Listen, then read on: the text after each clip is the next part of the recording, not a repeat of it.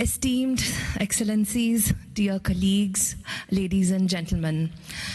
First of all, I want to thank President Aliyev for his vision and his leadership. I want to thank all of the organizing entities of this conference that allowed us to be here today.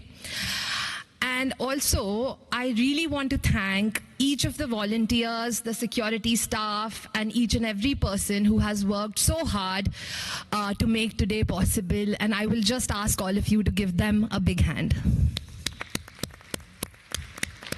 I think we can do better than that, no? Thank you so much. I want to thank UNESCO and Gabriela for being a compassionate leader and my role model. But what is very interesting is that she happened to say most of the things I had planned to say. So if any of her colleagues are here, I really want her to know that. And in fact, not only did she say what I had planned to say, she said it better. So thank you for that, Gabriela. Of course, dialogues and conversations like this are very important. Each of you present here today is a leader, an influencer, and can have an impact in the world. But I would say that what is even more important is for us to listen. How many of us, including myself, can truly say that we were able to put down our mobile phones and actually listen to what any of the speakers were talking about? I think that it's time for us to be honest with ourselves. Also, honesty overall in terms of what we are saying is very important. We must have the courage to tell the truth. And I think in the opening session, and of course, all the incredible, esteemed panelists on this panel did a fantastic job of leading us into a very honest conversation in terms of the state of the world. I think we have established that the world is unequal, it's unjust, it's divided. In fact, we are probably in the midst of what I would call a crisis of civilization. And it's time that all of us look at that in a very, very honest and real way. As Gabriela said, 2 billion people in the world are living in conflict-affected areas.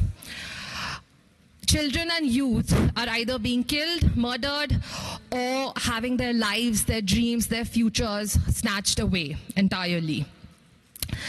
These are not numbers on a piece of paper, right? These are living, breathing human beings that we are talking about. I was at the Ukraine border and I saw these young women, these mothers clutching their children and all of their belongings, not knowing what lay on the other side, vulnerable to all forms of exploitation. The number of child laborers in the world has gone up for the first time in 2 decades. Azerbaijan will be hosting COP29. I would like to point out the issues of climate injustice. The countries that are most impacted by climate change are in Africa. The top 10 countries, in fact, that are most impacted. And a country like the UK has emitted more carbon dioxide than all of the 54 countries of Africa put together. That is the world that we are living in today.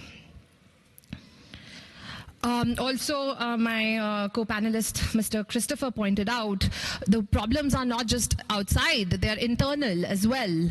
You know, in this world of filters and social media, how connected are we to each other? How connected are we to ourselves even?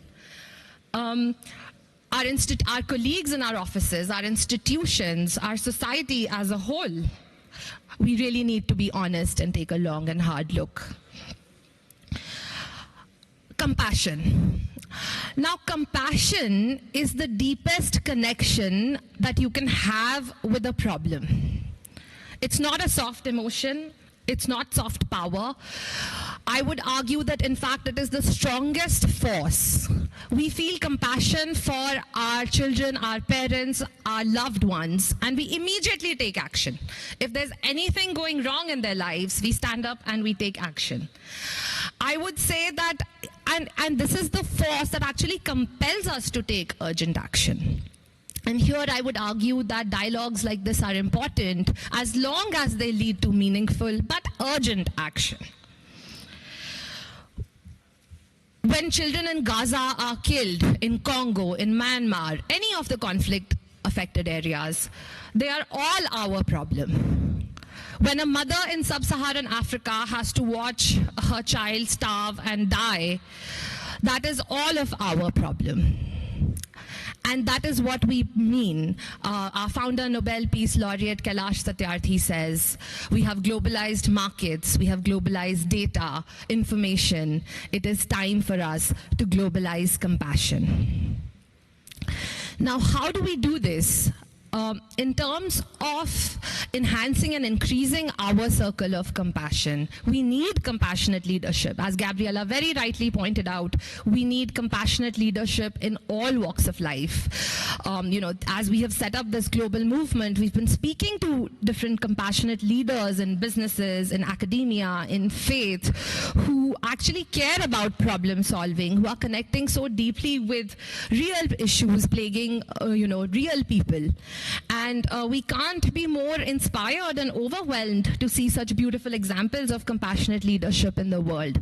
Now, this is something we need to really own and multiply across as many sectors as possible. We need to ensure that our children and our youth learn compassionate leadership and learn skills of problem solving and being able to look beyond themselves at a very young age. And that is something that we are focusing on in a big way. Academia can play an incredible role. We are developing something called the compassion quotient, which actually not only measures an individual or an organization's capacity for compassion, but also acts as an enabler to increase it. Something that we are very excited about and would love to partner with all of you on. Again, I would like to close by saying that let's take a pledge today that we are here, all of us together. When we go back from this incredible conference, we think about somebody who is facing a problem that we can perhaps solve. We have the wherewithal, the power to solve. And we think about that as our own problem and we take action to solve it. Thank you very much.